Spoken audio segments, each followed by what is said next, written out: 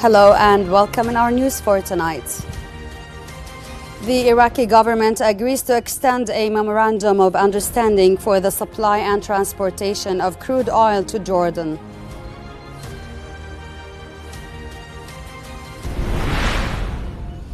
At least 64 Palestinians have been killed and 105 others injured in the latest Israeli strikes in the Gaza Strip. And the death toll from an Israeli strike on Yemen's rebel-held port of Hodeidah climbs to 6.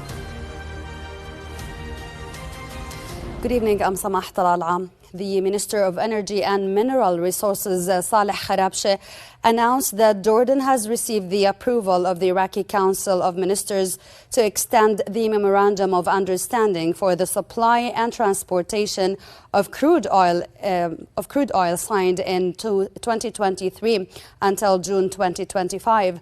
As per the agreement, Jordan will import 15,000 barrels of crude oil per day at a discounted rate of $16 per barrel, less than the monthly Brent crude rate, to cover quality differentials and transportation costs.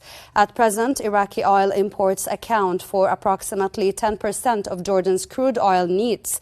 Kharabshe stressed the importance of the memorandum in enhancing economic cooperation between the two countries and activating land imports.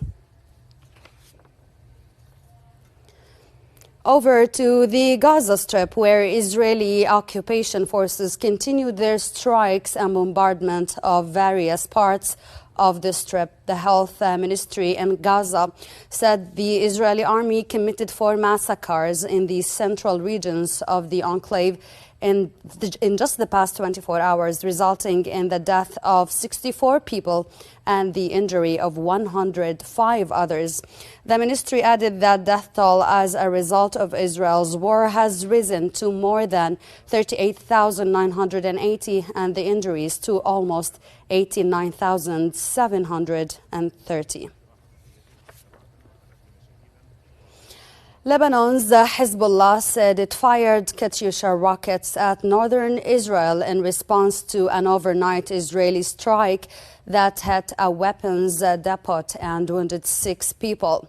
The group said it targeted northern Israel's Dafna area with Katyusha rockets in response to the Israeli attacks that targeted civilians in the town of Adlun, injuring several of them. This comes after the Israeli military said its air force struck 2 Hezbollah weapons storage facilities in southern Lebanon containing rockets and additional weaponry. Hezbollah has traded near daily cross-border fire with Israeli forces in support of Hamas since October the 7th. The death toll from an Israeli strike on Yemen's rebel-held port of Hodeidah has climbed to 6. Houthi health authorities said in a statement that 6 people were killed, 3 remain missing, and 83 others were wounded in yesterday's strikes that hit a power plant and fuel storage facilities at Al Hodeidah port. Meanwhile, the Israeli military said today it intercepted a missile fired from Yemen towards the Red Sea resort town of Eilat after the strike. An army statement said the projectile didn't cross into Israeli territory, adding that rocket and missile sirens were sounded following the possibility of falling shrapnel. In other news, Ukraine's military said Russia launched its 5th drone attack on Kyiv in 2 weeks, with Ukraine's air defense systems destroying all the air weapons before they reached the capital. The military said air defense systems destroyed 35 of the 39 drones and 2 cruise missiles that Russia had launched overnight and targeted 10 regions. Ukrainian capital's military administration said there were no casualties and no significant damage reported as a result of the raid. That's it for tonight. Thank you for watching.